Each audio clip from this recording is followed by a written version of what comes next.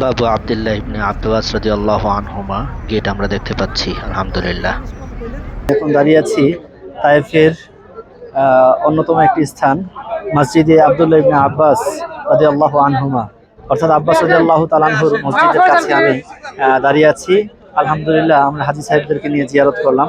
আপনারা যে পিছনে সাইনবোর্ডটি দেখতে পাচ্ছেন, এখানে লেখা আছে মাকতাবাতু আব্দুল্লাহ ইবনে আব্বাস রাদিয়াল্লাহু আনহুমা, অর্থাৎ আব্বাস রাদিয়াল্লাহু তাআলা আনহুর এখানে মাকতাবা, তেনার কিতাব সহকারে অনেক প্রাচীন কিতাবগুলো কিন্তু এই স্থানটিতে রাখা হয়েছে। আপনাদেরকে মসজিদের একটা অংশ নমুনা ইনশাল্লাহ দেখানোর চেষ্টা করছি।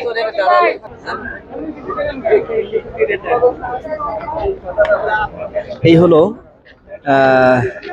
তায়েফের আব্দুল্লাহ ইবনে আব্বাস রাদিয়াল্লাহু তাআলা আনহুর মসজিদের সাথে যে লাইব্রেরি সেটা, এবং সাথেই যে ছোট্ট একটি দেয়াল দেখছেন, এটা হলো তেনার কবর, এবং ওই পাশে আমরা মসজিদটি দেখতে পাচ্ছি।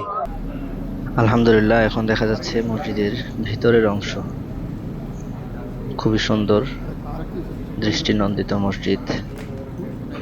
হাজী সাহেবরা যারা এখানে এসেছে তারা নফল নামাজ দুহরুল মসজিদ আদায় করতেছেন। খুবই সুন্দর মসজিদ আলহামদুলিল্লাহ। এটা হলো মসজিদের ভিতরের দৃশ্য, আপনাদেরকে আমি দেখালাম। আল্লাহ পাক সকলকে আল্লাহ তাআলার নিদর্শন সমূহ স্থানে আসার পূর্ণ তৌফিক শক্তি দান করুন। আমিন। আসসালামু আলাইকুম রহমতুল্লাহ।